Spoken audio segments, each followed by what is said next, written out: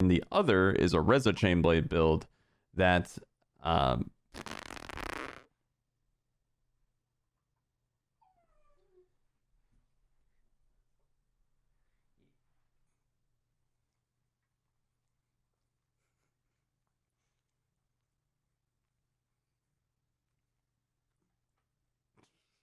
You're such a goof.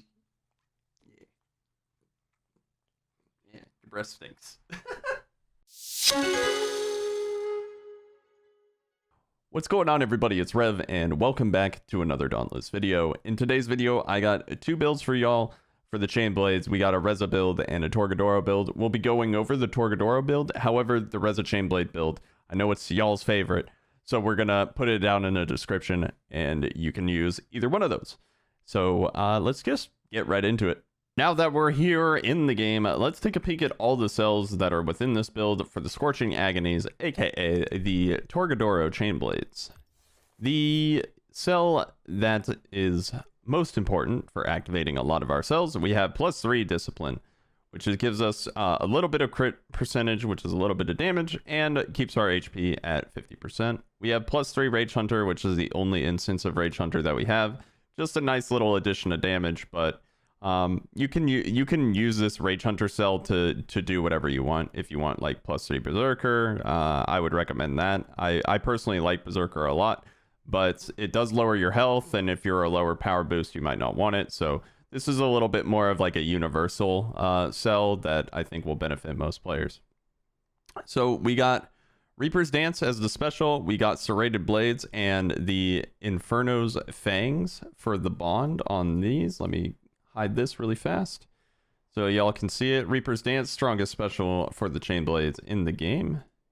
And we also have Serrated Blades, which works really well with the ability to just create tons and tons of damage via crits.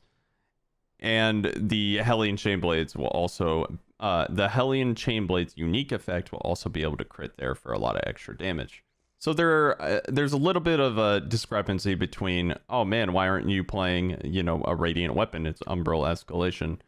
And the reason for that is the Torgadoro weapons have a better cell economy that outweighs the radiant elemental power boost that you get versus Umbral Behemoths.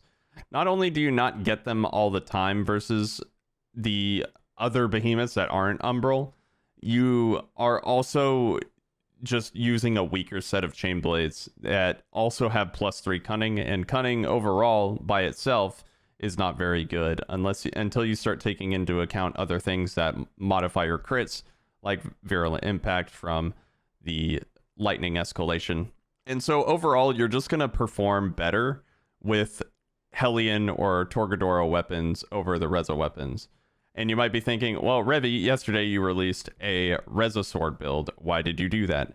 The Reza sword is just my favorite sword in the game, and so I really like playing it. If you don't want to play it, that's totally fine, but it's just what I prefer, and yeah, so my video, my build. You know what I'm saying? So anyway, let's get further on into the build. We got Light's Crown. We got +3 Wild Frenzy for some additional attack speed, as well as Conduit on the helmet. We have the Boreal Resolve. This is where we're going to be getting our source of Iceborne and Rage. We have the Torgadoro's Brawn. This counteracts one of the frost pieces that we have in this build, so we're neutralizing some of the weaknesses with this glove choice, and also getting +3 Overpower and +3 Rage, which is very, very good damage.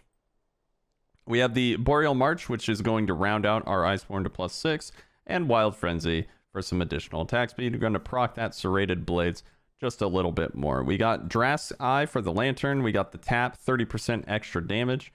We just want those big fatty crits on Serrated Blades and just be spinning up a storm. So we got the +3 Conduit in that socket. And then for consumables, I recommend, if you're just starting Umbral Escalation, bring in some Bulwark Tonics instead of the Aether Drive Tonics. It will just keep you alive that much longer. And because there are cases of one-shots if you don't have those power boosts yet. Power boost 2 is like right where you want to be.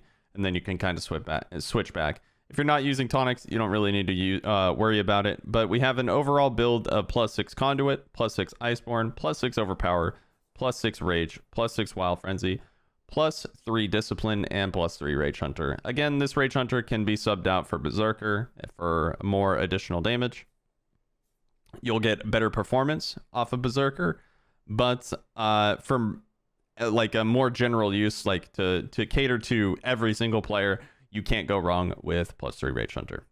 Anyway, that's going to do it for the build. Hopefully you guys enjoyed it. Hopefully you found it useful. The Reza build will be in the description, and the build link for this build will also be in the description. But that's it for the build, guys. Thank you guys so very much for watching. If you like this video, please leave a like. It helps the video out a lot.